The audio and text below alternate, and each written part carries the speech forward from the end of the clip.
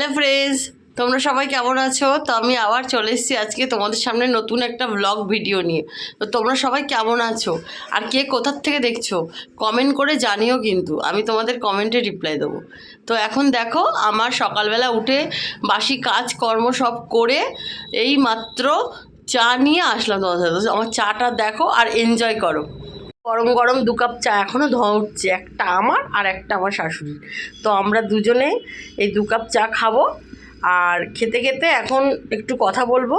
আর আর সারাদিন তোমাদের সাথে কি কাজ করি সেগুলো শেয়ার করব। তো তোমরা সাথে থাকো, পাশে থাকো আর দেখতে থাকো।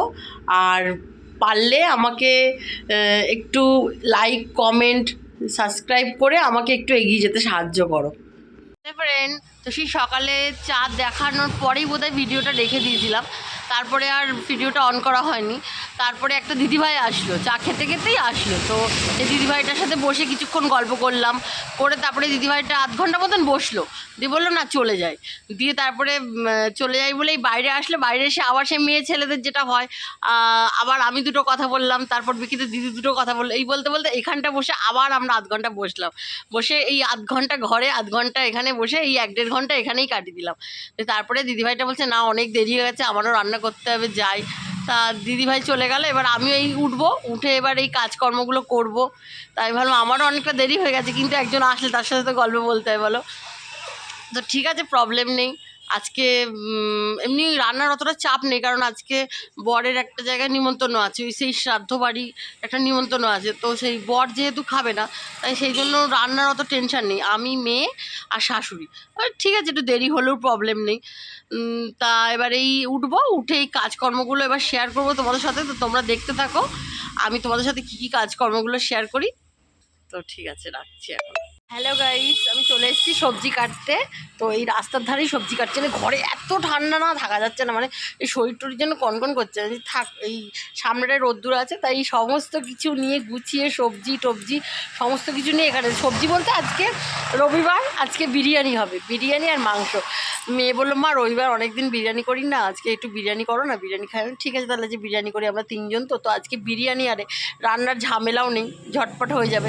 তো এখানে পেঁয়াজ, আদা, রসুন সমস্ত কিছু নিয়ে এখানে এসছি। এখানে কেটে কুটে নিয়ে একেবারে ঘরে গিয়ে রান্না করবো। আর আজকে গ্যাসে রান্না করবো, কারণ এ দেখো সমস্ত পেঁয়াজ, আদা, রসুন সমস্ত কিছু নিয়ে এসছি। তো এইগুলো এখানে বসে বসে কেটে নিই, কেটে টেটে নিয়ে তারপরে গিয়ে গ্যাসে রান্না করব। তোমাদের দেখাচ্ছি কতটা কি শেয়ার করতে পারি। হ্যালো গাইস, আমি এই সবজিগুলো কাটতে বসেছিলাম, তো সবজিগুলো সব কাটা হয়ে গেছে। তো এই দেখো, সবজি বলতেই শুধু আলু, পেঁয়াজ, আদা, রসুন এইগুলো। তো এই তোমাদের দেখিনি ব্যাক ক্যামেরা করে। আলু কেটে নিয়েছি, আর এখানে পেঁয়াজ টমেটো কেটে নিয়েছি, আর আদা রসুন কেটে একেবারে এর মধ্যে নিয়ে নিয়েছি। এবার এটা মিক্স করে নেবো। আর এবার যাবো রান্নাটা করতে। তা মেয়ে বললো যে মা আজকে বিরিয়ানিটা আমি বানাবো। তা ঠিক আছে, আজকে বিরিয়ানিটা, আজকে আমার রান্নার ছুটি, আজকে মেয়ে করবে বিরিয়ানি।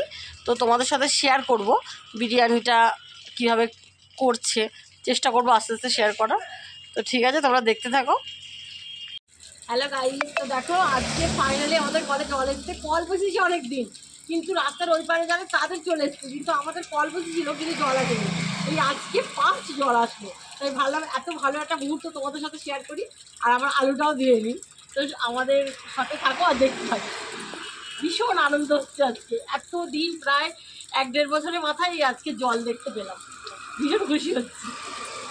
তো ঠিক আছে, আমি দেখতে থাকো আর ভিডিওটা কন্টিনিউ করি।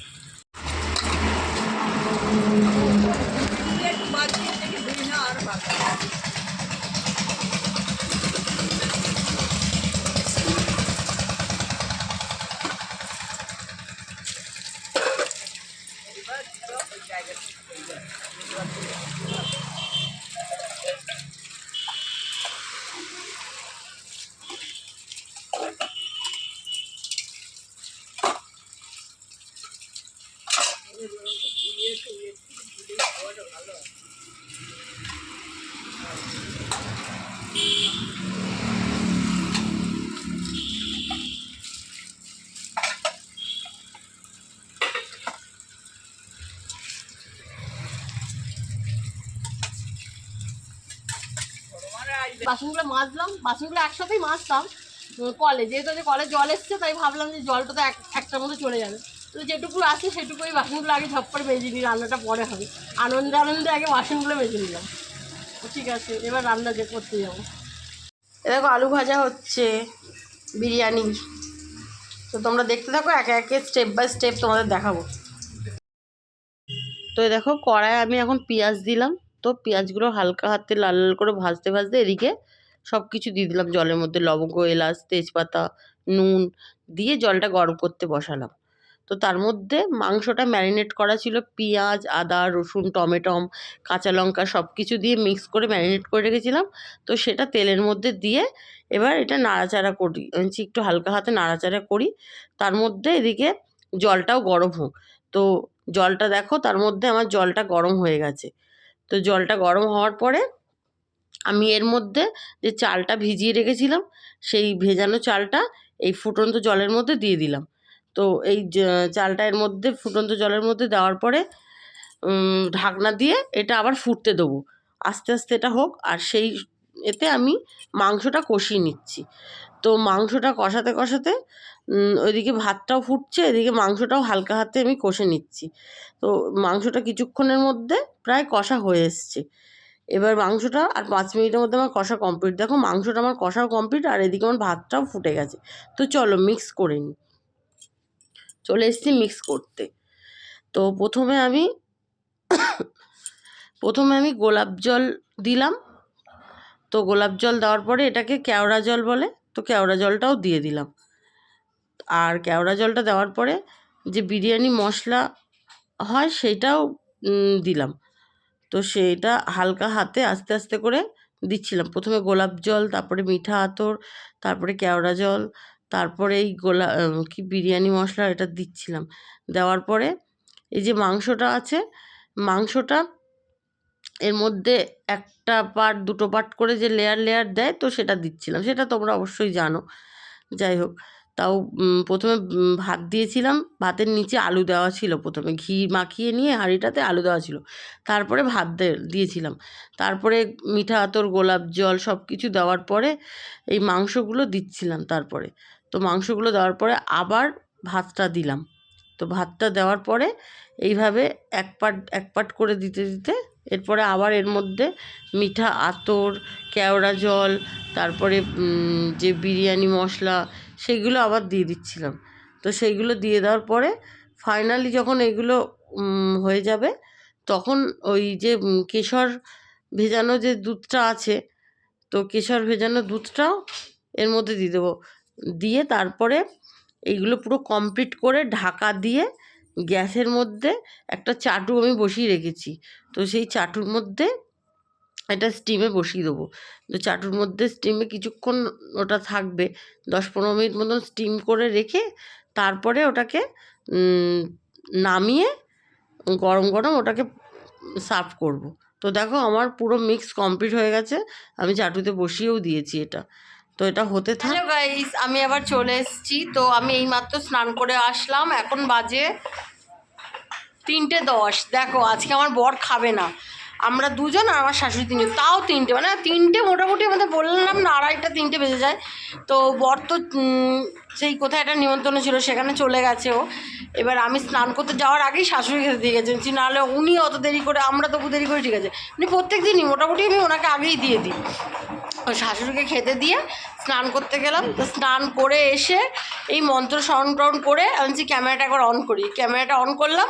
এইবার এই তোমাদের সাথে একটু কথা বলে এই ক্যামেরাটা রেখে, ফোনটা রেখে মেয়ে আর আমি খেয়ে নেবো। তারপরে খেয়ে উঠে একেবারে তোমাদের সাথে বিকেলে দেখা হচ্ছে। তো চলো এখনকার মতন এখন মানে ফোনটা রাখছি। হ্যালো গাইস, তো তোমাদের সামনে একবার আসলাম, বিরিয়ানিটা খাচ্ছি। তো সেই লুকটা দেখাতে তোমাদের সামনে একবার, তোমরা দেখো ফোনের ওই পার থেকে, আর আমরা এই পার থেকে খাই। তো এই দেখো আমরা দুজনে দুটো প্লেটে বেড়ে নিয়েছে, শাশুড়ির তো বললাম আগে খেয়ে নিয়েছে। তো এবার আমরা খাই। তো খেয়ে দিয়ে বিকেলে আবার তোমাদের সামনে ভিডিও নিয়ে আসছি। তো হ্যালো ফ্রেন্ডস, দেখো আমি আজকে আর বিকেলবেলা একদম ক্যামেরাটা অনই করতে পারিনি। তার কারণ তোমরা মনে হয় আমাকে সেই দুপুরবেলা দেখেছিলে, যখন মেয়ে আর আমি খাচ্ছিলাম, তখন তোমাদেরকে এক ঝলক ভিডিওটা অন করেছিলাম। তারপরে খেয়ে উঠে ঘরে এসে শুয়েছিলাম, তো শোয়ার পরে হঠাৎ মাথা যন্ত্রণা করছিল, ভীষণ মাথা যন্ত্রণা করছিল দেখে অমৃতাঞ্জন ছিল মাথায় লাগালাম। তো অমৃতাঞ্জন লাগানোর পরে 5-7 মিনিট পরে মাথা যন্ত্রণাটা কমে গেল। তো আমি বললাম কমে গেল, ঠিক আছে বলে তারপরে হট করে একবার উঠতে গিয়ে শরীরটা না কিরকম একটা হলো। তখন মেয়েকে বললাম, দেখ তো কী হচ্ছে, আমার মাথাটা যন্ত্রণা করছে আবার। তো মেয়ে গায়ে হাত দিয়ে বলছে, তোমার তো প্রচণ্ড জ্বর এসছে। হট করে কেন জ্বর আসলাম নিজেও বুঝতে পারলাম না। প্যারাসিটামল ছিল, প্যারাসিটামলটা খেলাম, খেয়ে চুপচাপ শুয়েছিলাম। তারপরে কখন ঘুমিয়ে পড়েছি নিজেও জানি না। এই একটু আগে উঠলাম, এখন দেখলাম যে জ্বরটা একটু কম আছে। আর আমার চোখ মুখের অবস্থা থেকেও বুঝতে পারছি একটু ঘুমিয়েও পড়েছিলাম। তো এত শরীরটা খারাপ লাগছিলো, তো আজকে আর ক্যামেরাটাও অন করা হয়নি। তো আমার মানে গলার অবস্থাটা দেখলেও তোমরা তো বুঝতে পারবে যে আমার শরীরটা না আজকে হঠাৎ করে আমি নিজেও বুঝতে পারলাম না কেন জ্বর আসলো। তো আমি ভাবলাম যে আর আজকে আর ভিডিওটা কন্টিনিউ করে লাভ নেই, কারণ আমি আজকে আর চাও খাইনি। তো ভাবলাম এখন বেশ অনেকটাই রাত হয়ে গেছে, তাহলে ভিডিওটা আমি আজকে এখানেই এন্ড করে দিই। তো আজকের ভিডিওটা এখানেই এন্ড করলাম। কালকে আবার আসছি তোমাদের সামনে নতুন একটা ভিডিও নিয়ে। তো দেখতে থাকো, আর একটা লাইক কমেন্ট শেয়ার করো, আর আমার পাশে থেকো।